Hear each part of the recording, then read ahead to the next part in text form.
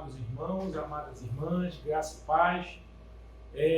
Mais um dia de alegria em poder compartilhar com vocês mais uma rica lição de nossa EBD, né? de nossa apostila.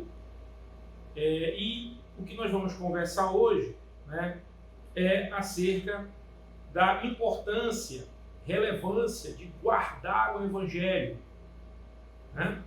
E o texto base da nossa breve exposição de hoje acerca desse tema está na passagem de 2 Timóteo, capítulo 1, dos versículos 1 a 18. Contextualizando um pouquinho essa palavra, essa mensagem deixada pelo apóstolo Paulo ao jovem Timóteo, o que mais nos chama a atenção é que esta carta, especificamente esta carta de Paulo a Timóteo, Paulo já estava preso e já estava nos seus últimos dias. Mas Paulo escreve uma carta tremendamente encorajadora para Timóteo. Uma carta que serviria de exemplo vivo, né, a respeito da importância de guardar o Evangelho, da importância de ser leal a esse tesouro que Jesus Cristo entrega a cada um que o recebe em seu coração, cada um que se converte às suas verdades, cada um que aceita as suas veredas, que são as veredas da perfeição, as veredas corretas da vida, e que nos leva, em última análise, à salvação. Então, esta carta do apóstolo Paulo a Timóteo é uma carta de instrução ao jovem pastor, guerreiro, ao jovem discípulo, ao jovem soldado, né, que estava ainda, né, nos seus passos iniciais para a carreira que lhe estava proposta, e o apóstolo Paulo como sendo o seu mestre, o seu instrutor, né, com toda a sua experiência, com toda a sua vida de testemunho, de provação e aprovação diante de Deus.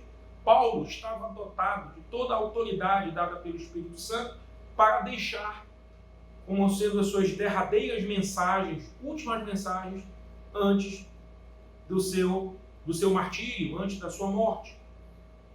E deixou essa bela carta, né, a Timóteo, falando sobre o Evangelho, sobre a responsabilidade que estava nele e que ele estava agora, né, encerrando a sua carreira, né, para deixar legados, né, de instrução a jovens e pessoas, dentre eles Timóteo, a que ele tinha um apreço especial. Então, neste capítulo, Paulo ensina ao jovem discípulo, né, Timóteo, sobre a responsabilidade de guardar o Evangelho, uma árdua tarefa de todo verdadeiro cristão. Essa árdua tarefa estava sendo visualizada na vida de Paulo, porque Paulo estava encorajando, estando preso. Paulo estava exercendo o bom combate, mesmo estando com limitações físicas, limitações de locomoção, e vivendo uma terrível tribulação sobre si, sobre sua vida, tudo por causa do Evangelho de Cristo.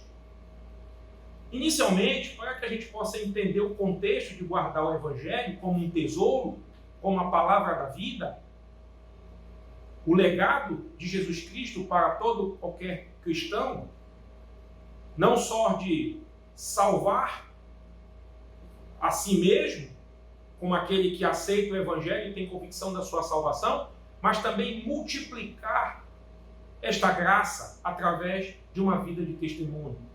Então nós precisamos entender o verdadeiro significado da palavra Evangelho, né? E a palavra Evangelho vem do grego, né? E que significa boa notícia, boas novas, boa mensagem, né? Vem da palavra em grego euangelion, né? Significa bom, boa mensagem. Mas qual é a boa mensagem que as pessoas esperam de nós? Qual é a boa mensagem que a gente pode transferir, né, para todos aqueles que nos cercam através da nossa vida, do nosso bom testemunho, dos nossos comportamentos diante de Deus? Como nós devemos transferir essa mensagem?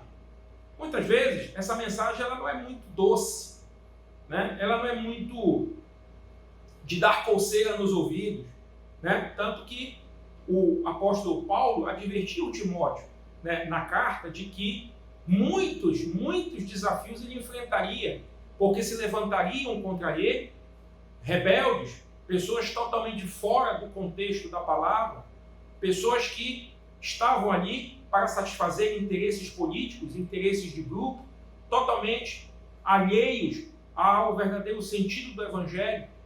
Então Paulo chegou até a usar o termo que você enfrentará tribulações terríveis, Timóteo, perseguições terríveis em pregar o Evangelho verdadeiro, porque muitas pessoas, né, querem a palavra que dá coceira nos ouvidos, né? Ou seja, querem ouvir aquilo que lhe é cômodo, conveniente, independentemente se aquilo é verdade, né, perante o Evangelho, perante o verdadeiro Evangelho. Então, nós estávamos diante de situações que Paulo já estava prevendo que, com base no contexto da igreja, das dificuldades da igreja da época, sabia, né, já dos desafios que o jovem soldado teria que enfrentar, e ele teria que se manter intrépido, firme, né, em exercer a sua carreira, né, até que chegue um momento em que ele possa dizer o que Paulo disse, né?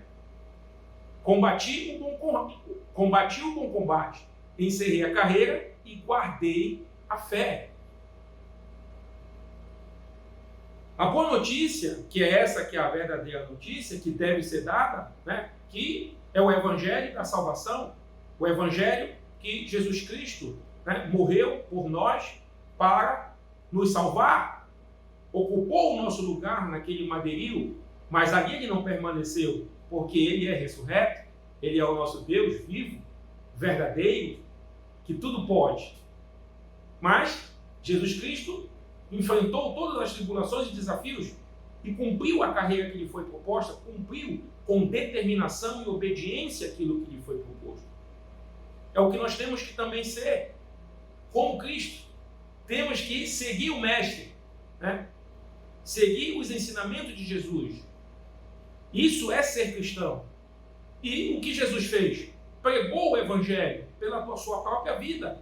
Jesus é o Evangelho vivo, né? E nós cremos, né, nesse Evangelho vivo.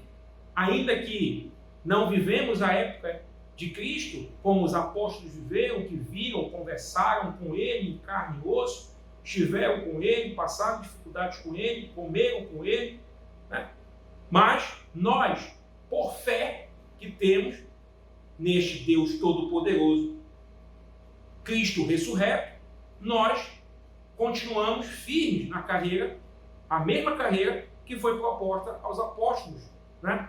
É a mesma carreira que é proposta a cada um de nós. Eu sempre costumo dizer que a boa notícia é sempre esta, que ainda que morramos, viveremos, desde que a nossa vida esteja firmada pela fé em Jesus Cristo. Essa palavra está em João 11:25. O próprio Jesus diz: aquele que crê em mim, ainda que morra, viverá. O que isso significa? Que a salvação, a convicção da sua salvação, a experimentação da salvação vai muito além dessa vida terrena. Jesus mesmo disse: aquele que pensa em guardar a sua vida, perdê-la-á. E aquele que perde a vida por causa do Evangelho, esse, né, a terá. Né? O que significa? Que, na verdade, né, a nossa concepção de soldados, de guardiões do Evangelho, está muito além dessa concepção de vida terrena. Nós temos a certeza da salvação. Ainda que morramos, viveremos. Estamos salvos quando estamos vivos. Mas também, se tivermos que fechar os olhos, também estamos salvos. Essa é a certeza da salvação. E é isso que faz com que o bom soldado vença o bom combate. Ele não vai se dobrar a pressões, ele não vai se dobrar a tribulações, ele não vai se render a situações adversas. Ele será um soldado combativo, porque o Evangelho é vivo dentro dele. Vivo dentro dele. O Evangelho não está em seu corpo, é muito além do seu corpo. O Evangelho está no seu coração, na sua alma, né? E ele acaba tendo, através dessa concepção do Evangelho, ele acaba tendo força para combater. Por quê? Porque combates fazem parte do guardião. O guardião enfrentará combate, principalmente no mundo de hoje, nos dias atuais, que não é muito diferente dos dias antigos, em que rebeliões, afrontas, perseguições ocorrem contra a Igreja de Cristo, contra o Evangelho. Depois da gente entender, né, o significado das boas novas, da boa mensagem, né, do próprio Evangelho, nós temos que saber e procurar compreender como guardar o Evangelho. Quais são as situações, quais são os critérios que eu tenho que me ater para guardar o Evangelho. Como isso deve ser feito? Como deve ser realizada essa missão? Existe uma palavrinha que é a chave para esse como guardar o Evangelho.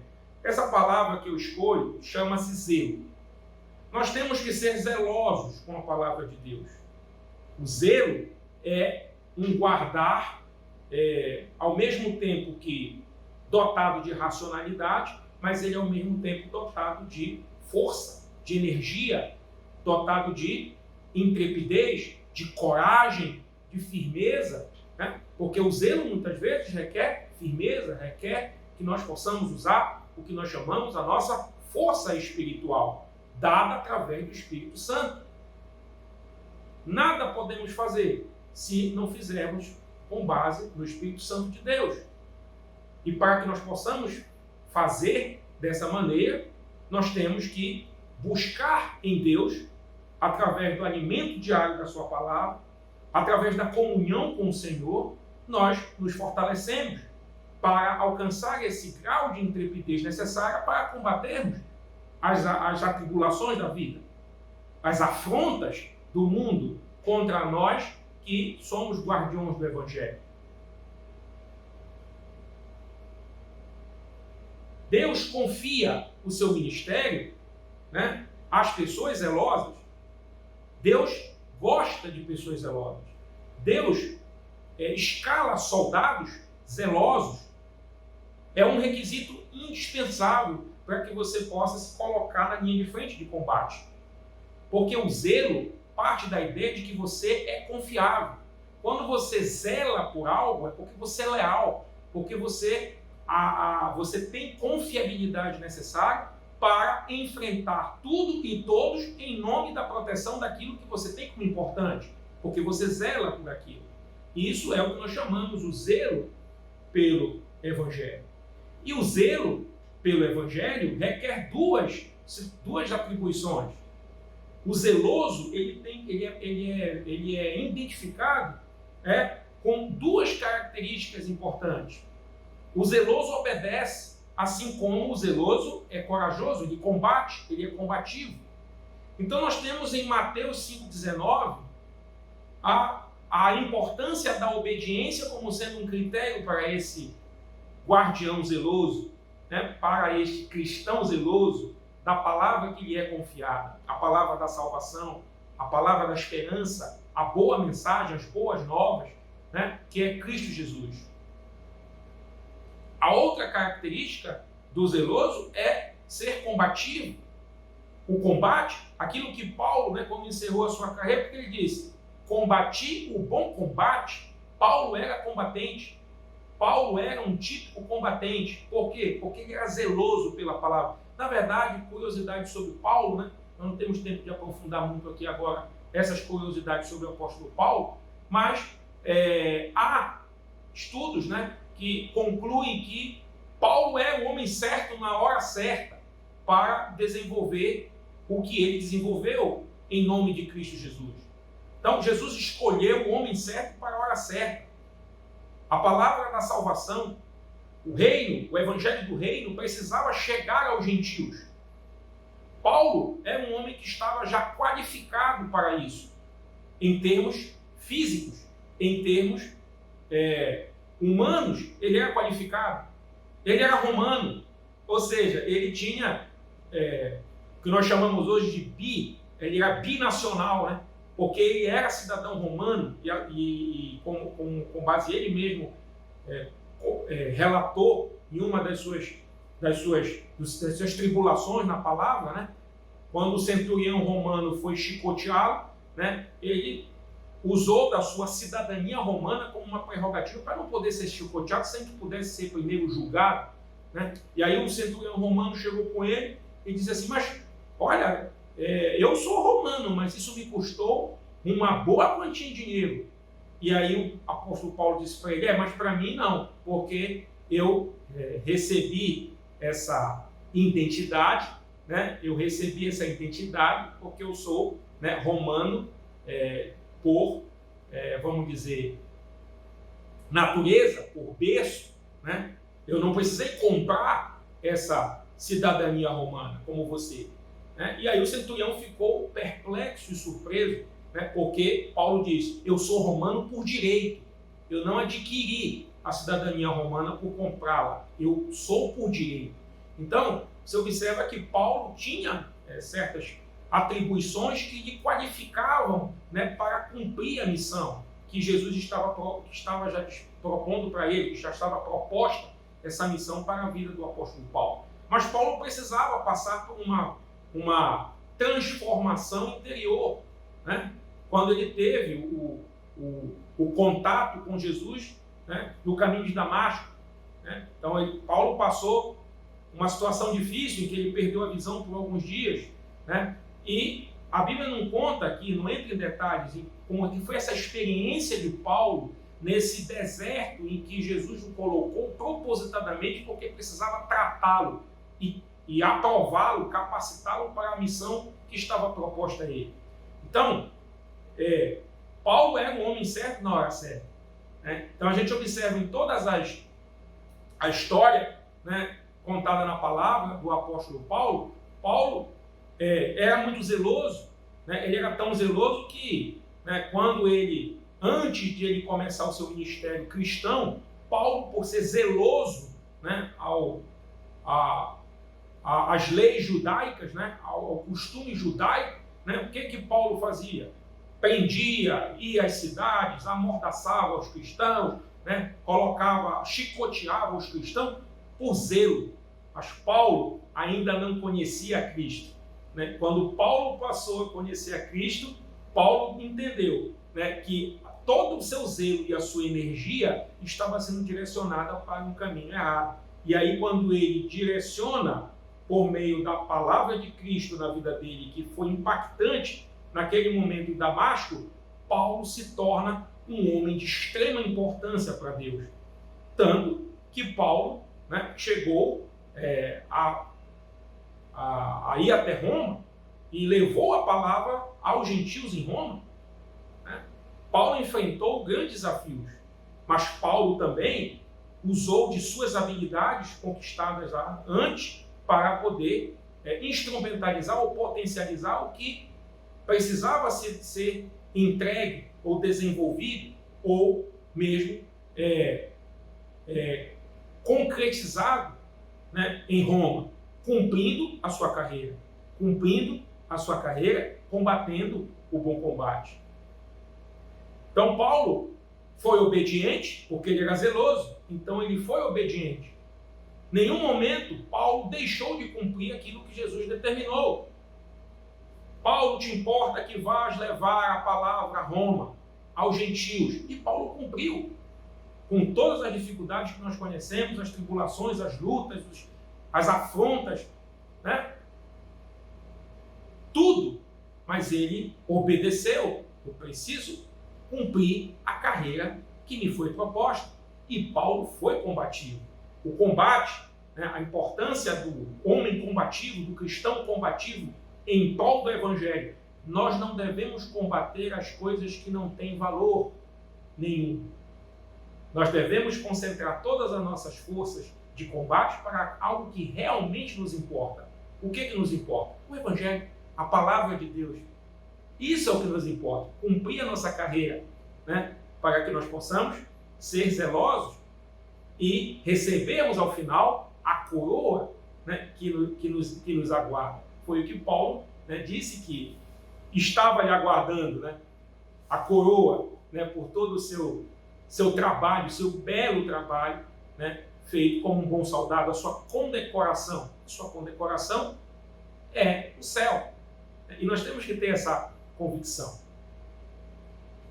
Judas, capítulo 1, inciso 3. Você vai extrair de lá o combate, né, como sendo uma característica do servo zeloso, do soldado zeloso, do cristão zeloso, né, nessa missão que nos é dada a todos nós cristãos de guardarmos o Evangelho.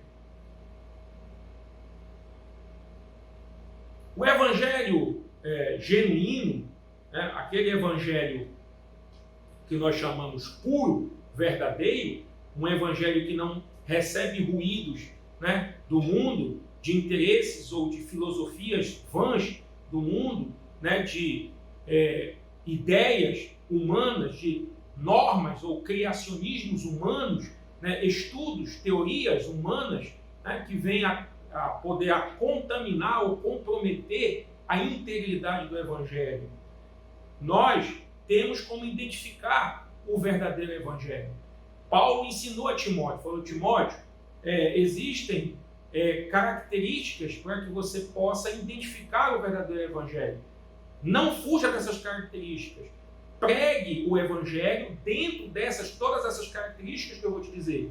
Porque o Evangelho, ele deve ser sempre puro e verdadeiro. Nós temos que ser leais, nós temos que ser confiáveis ao Senhor Jesus, de não deturparmos ou não termos medo, né, de falar a verdade diante das afrontas que estão apontadas para nós. O Evangelho genuíno, verdadeiro, ele é dotado de 3 pilares. Ele é formado, ele se sustenta, na verdade, por 3 pilares, o Evangelho verdadeiro. O primeiro pilar é que ele é cristocêntrico. O Evangelho tem que ter Jesus Cristo como centro de toda a palavra do Evangelho. O Evangelho que não prega Jesus Cristo, o Evangelho que não prega Jesus como Salvador, o Evangelho que não prega Jesus como sendo aquele que carregou sobre si todas as nossas mazelas, os nossos pecados, se fez maldito como nós, foi pendurado no madeiro, né? Foi levado como ovelha é levada ao matadouro, né? Por amor, entregou a sua vida, por amor e obediência, entregou a sua vida para salvação de muitos. Se isso não for a essência do teu Evangelho, o Evangelho da salvação, que Evangelho é esse? Não é o Evangelho verdadeiro, porque Cristo precisa ser a essência. Né? Essas 3 essências, sendo essa a primeira que eu estou dizendo para você, do Evangelho tem que ser cristocêntrico, na verdade, foi o que Martinho Lutero, né, se baseou as suas 5 solas. Né? Só que aqui eu só vou falar de 3. Né? Mas essas 3 características ou pilares, né, de fundamento do Evangelho verdadeiro, né, foi, dentre essas 3, compõe as 5 solas que Martinho Lutero escreveu na Reforma Protestante. Ou seja, ele combatendo o bom combate e dizendo que aquele Evangelho que estava sendo pregado na época da Reforma, antes da Reforma Protestante, aquele Evangelho não era verdadeiro. Aquela palavra não era verdadeira. Aquela palavra estava contaminada. Ela era impura, aquele tipo de Evangelho. E que estava levando muitos à perdição. E não à salvação. O verdadeiro Evangelho te leva à salvação. O verdadeiro falso te leva à perdição. Então, o Evangelho precisa ser cristocêntrico. Cristo precisa ser o centro, isso você encontra em 1 Coríntios, capítulo 2, versículo 2.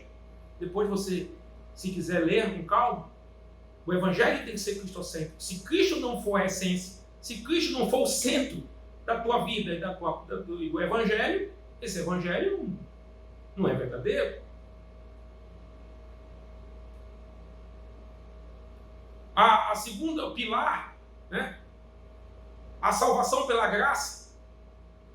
Queridos, nós somos salvos pela graça de Deus. Nós não somos salvos porque nós somos bonzinhos. Nós não somos salvos porque nós fazemos isso, aquilo outro. Nós não somos salvos porque nós fazemos o bem para as pessoas somente. Nós devemos fazer sim, porque se Cristo habita em nós, nós somos amor. E Cristo, quando passou por aqui, ele só fez o bem para as pessoas. Cristo só fez o bem. O bem maior foi entregar sua vida por nós. Esse foi o maior bem que ele fez. Mas antes de chegar a esse momento da sua morte, olha o legado de Cristo. Quantas curas ele fez. Quantas palavras amorosas ele entregou. Quantos perdões ele anunciou e declarou. Quantas vidas ele libertou com a sua palavra, com a sua autoridade. Mas essa autoridade exercida com amor, com zelo pelas pessoas. Veja o legado de Cristo. Esse mesmo legado é que nós temos que reconhecer pela graça, porque nós não merecemos. O que é graça? Um favor imerecido. Então, não é pelo que eu possa fazer, não é o que eu faço. É pela graça. Esse é o evangelho verdadeiro. Não é um evangelho de troca, né? Não, você para receber, né, o perdão, você tem que fazer o bem, você tem que fazer doações aos pobres para você alcançar o perdão. Isso faz parte da vida cristã. Nós temos que ser solidários, mas isso não é a essência do evangelho. A essência do evangelho é a salvação pela graça. Pela graça sois salvos. Efésios 2, 8, 9. É dom de Deus. É dom de Deus. Não é seu dom. Não é por você, pelo que você faz ou não faz. É dom de Deus. E o próprio apóstolo Paulo em Efésios diz que não vem de vós para que vocês não se vangloriem, porque é dom de Deus. Então esse é o verdadeiro evangelho. A consciência de que você tem que eu não mereço todo esse amor, mas eu recebo pela graça do Senhor Jesus. E eu amo porque esse amor é um amor que eu não consigo discernir. É um amor indescritível, mas é um amor que me fascina. É um amor que me encanta. E eu sei que eu não sou nada. Eu sei que eu não posso fazer nada. Eu sei que eu não... Basta que, né, um vento mais forte bata que eu possa ser levado. Eu sou levado por qualquer vento. A minha vida é como se fosse um sopro. Essa consciência que é do evangelho verdadeiro. Eu não sou nada. Eu não posso fazer nada se eu não tiver Cristo na minha vida, porque Ele sim, tudo pode fazer por aquele que crê. Tudo pode fazer. Então, se eu posso alguma coisa, é porque Cristo habita em mim. Tudo é possível que crê. Sim? Esse é o evangelho da graça. Essa consciência que nós temos que ter, e é isso que a nossa vida deve pregar às pessoas. Não é pregar apenas com os lábios, com fingimento, mas é pregar verdadeiramente através de uma vida de adoração, uma vida de testemunho. É o testemunho. Na verdade, a maior pregação é o testemunho. Aquilo que realmente você é sem fingimento diante de Deus. Reconhecendo a sua fraqueza, a sua fragilidade, a sua falta de qualquer expressão diante de Deus, a sua insignificância, sem olhar altivo, sem soberba, né? Porque eu sei, porque eu estudei, porque... Isso não vai te levar a lugar nenhum, meu irmão. Isso não leva ninguém a lugar nenhum. Aliás, Deus rejeita os soberbos. Por quê? Porque o evangelho verdadeiro é pela graça. Não é pelo que você é ou o que você faz. E o terceiro pilar necessário para o evangelho genuíno é a cruz. A cruz. Evangelho sem cruz não é evangelho verdadeiro. A cruz de Cristo, 1 Pedro, capítulo 2, versículo 24. A cruz de Cristo. A cruz, ela é necessária. Porque a cruz representa o verdadeiro evangelho. A cruz é representativa do verdadeiro evangelho. Agora, uma cruz vazia. Não é uma cruz preenchida por Jesus que está lá. Jesus não está mais naquela cruz. Jesus foi pregado naquela cruz. Mas Jesus ressuscitou. Mas a cruz fez parte do processo. Nós devemos ir lá na cruz, com Jesus, reconhecer as nossas fraquezas, reconhecer a importância do todo o seu sacrifício, aceitar o seu sacrifício, aceitá-lo como Senhor de nossas vidas, que deu a sua vida por nós, para podermos recebermos o galardão da salvação. A cruz é necessária, a consciência do que significa a cruz. Que Jesus carregou sobre si e lá naquele madeiril foi pregado como maldito no meu lugar. Aquela cruz era minha, era sua. Aquela cruz pertencia a mim e a você. E veio Jesus e tomou o nosso lugar e disse, não, eu vou lá por eles. Para que eles possam receber a vida eterna, para que eles possam receber a graça da salvação. Então, um evangelho sem cruz não é um evangelho verdadeiro. A cruz é necessária. Nós temos essa consciência de que alguém foi em meu lugar. E esse lugar, e essa pessoa, Jesus, aquela cruz era minha. É ter essa consciência de quando eu cometo um erro, quando eu peco, é como se eu estivesse crucificando Jesus. Porque ele morreu pelos meus pecados. Quando eu não consigo me desfazer das práticas pecaminosas, você está praticamente colocando Jesus naquela cruz. Só que ele já saiu de lá. Ele não está mais lá. Ele já ressuscitou. Ele é Deus, nosso Deus vivo, ressurreto. Mas aquela cruz tem uma simbologia, tem que significar algo para a tua vida. Que a cruz é o Evangelho de Cristo. A cruz representa a essência, né, do Evangelho da salvação. Porque foi através da cruz que nós alcançamos a salvação. É através dela que nós alcançamos a salvação.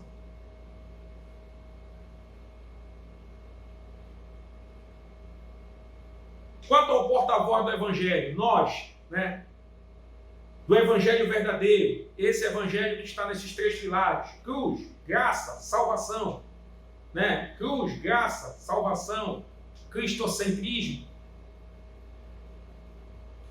Quanto ao porta-voz do Evangelho verdadeiro, este tem que ter seu caráter aprovado mediante uma vida de testemunho, confiabilidade. 3 são os requisitos do cristão habilitado. Há quem diga, né, que não, é fácil, basta eu ler a Bíblia e posso ministrar o Evangelho. Querido, uma coisa é você ensinar sobre a Bíblia, você ler, entender o que está escrito muitas vezes e transmitir o que está escrito. Isso aí qualquer professor sabe fazer. Né? Fazer um resumo, como fosse um resumo de aula da Bíblia. Pegar um capítulo da Bíblia, ler, assimilar e organizar de forma a ministrar uma aula. O Evangelho é muito além de uma aula, querido. Porque o Evangelho vai requerer de você uma vida de testemunho. O Evangelho vai requerer de você uma vida de confiabilidade com Deus. Deus confia nos seus soldados o Evangelho, para que o seu Evangelho seja difundido, né, de forma sem deturpá-lo, né, sem contaminá-lo. E para que nós possamos não contaminar, nós temos que viver a pureza do Evangelho. Então essas esses 3 requisitos do homem habilitado, do cristão habilitado, né, está ter a consciência limpa pela prática da justiça. São 3 requisitos. O primeiro requisito é fugir de prática de injustiça. Nós não podemos conceber ou compactuar com injustiça. Nós devemos viver todos os dias com a nossa consciência limpa, né, que nós não compactuamos com a injustiça. Nós temos que viver em prática de justiça. Isso você extrai de 2 Timóteo, capítulo 2, versículo 19. Nós não podemos estar na prática da injustiça. Nós temos que diariamente viver a prática da justiça, ainda que isso custe o preço que custar. Ainda que isso custe o seu emprego, muitas vezes, ainda que isso custe a realização de um sonho seu, mas que não é o sonho de Deus para a sua vida, mas é o seu sonho. E muitas vezes, pela necessidade que nós temos que ter de estarmos aprovados diante de Deus para poder pregar o Evangelho verdadeiro através das nossas próprias vidas, né, eu preciso praticar a justiça a qualquer preço. Não compactuar com a injustiça. Custe o que custar. Custe o que custar. 2. Ser verdadeiro em atos e palavras, revelando uma fé sem fingimento. Isto você extrai de João, capítulo 4, versículo 23. Não podemos ser fingidos. O soldado aprovado, ele é verdadeiro, ele não é fingido. Paulo, exemplo disso, Paulo, o grande mestre de Timóteo, né, o professor de Timóteo para a sua carreira que estava proposta. Paulo já é o professor de final de carreira aqui. E Timóteo era o jovem acadêmico, né, professor que estava iniciando a sua carreira.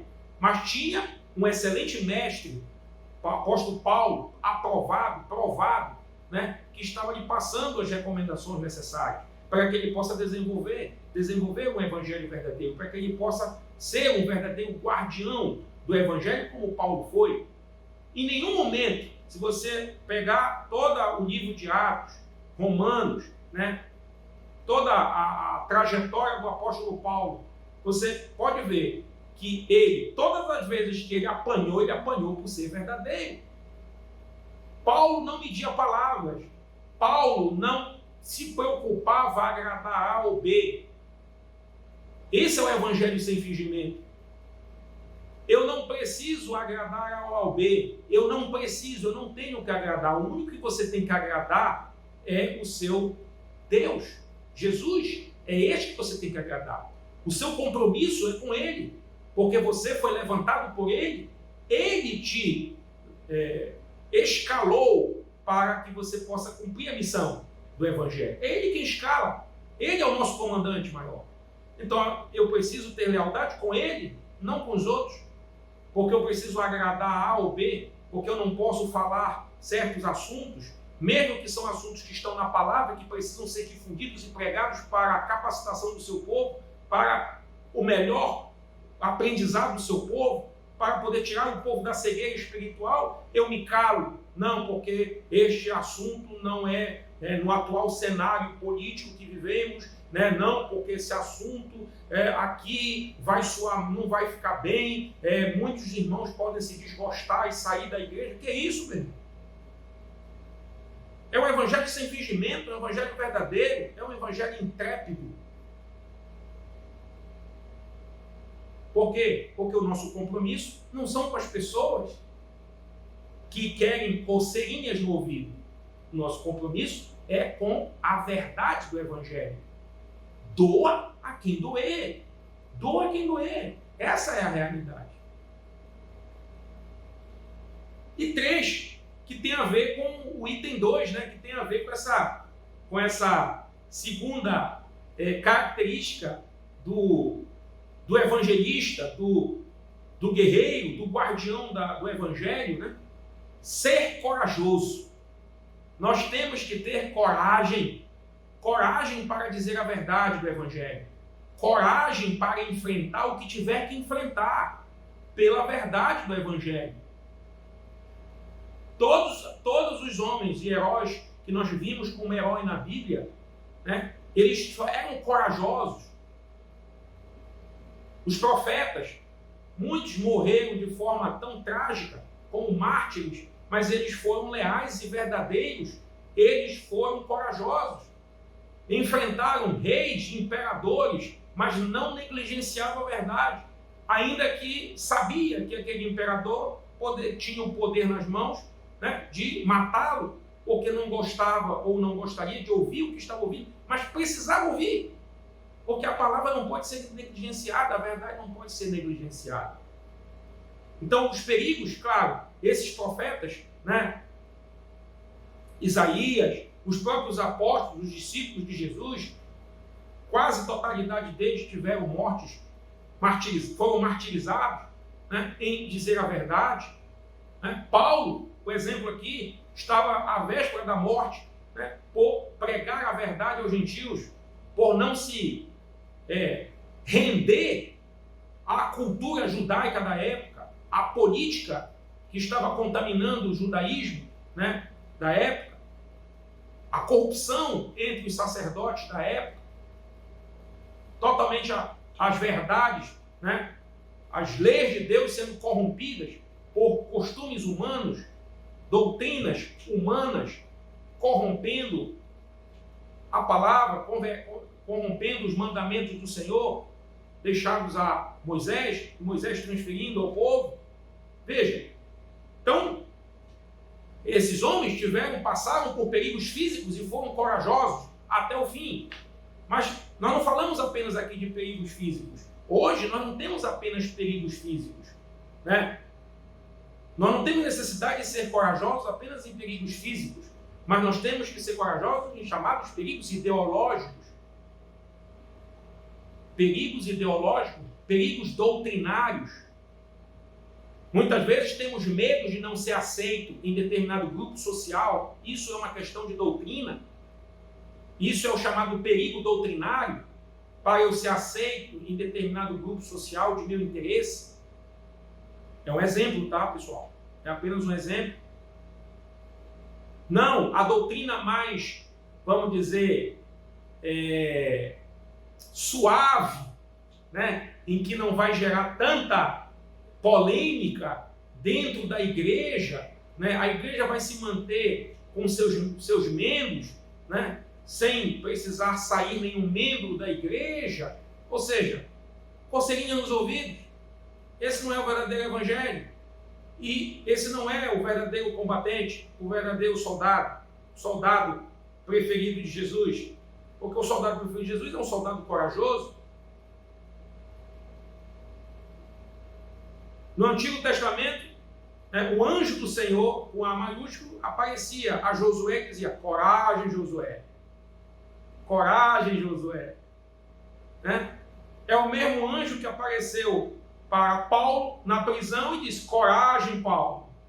Coragem, porque te importas ainda e a Roma. E tu irás a Roma. Coragem. Os mesmos soldados, os mesmos critérios, né, dos soldados do Antigo Testamento, dos soldados do Senhor, dos guerreiros do Senhor, dos homens leais ao Senhor, reis, profetas, são os mesmos critérios que são exigidos hoje no século XXI, de mim, de você, como sendo porta-voz do Evangelho, desse tesouro, né, que nós carregamos em nossos corações e que precisa, né, cumprir o seu papel fundamental, né, que é de levar a palavra de salvação a toda e qualquer criatura. Não importa onde quer que estejamos, não importa. A oportunidade dada, ela precisa ser aproveitada para pregar o Evangelho.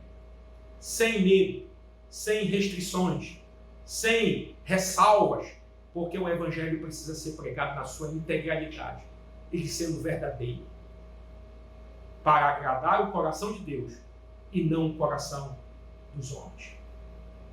Amém, meus irmãos? Meus irmãos, esse é o contexto que nós tínhamos que trabalhar hoje, tá? Então, tudo que nós conversamos aqui hoje nesses 40 minutos, 44 minutos, estão, né, você extrai, né, da carta de Paulo a Timóteo, lá no 2 Timóteo, capítulo 1, dos versículos 1 a 18. E aí fizemos uma análise estruturada, né, para que a gente possa entender melhor o que Paulo quis repassar em seus últimos dias para o seu amado discípulo Timóteo. Que essa mensagem de Paulo, essa mensagem de Jesus através da vida de Paulo, para Timóteo, seja também a mensagem para nossas vidas. Que possamos ser os Timóteos dessa nova geração. Que Deus abençoe vocês, em nome de Jesus.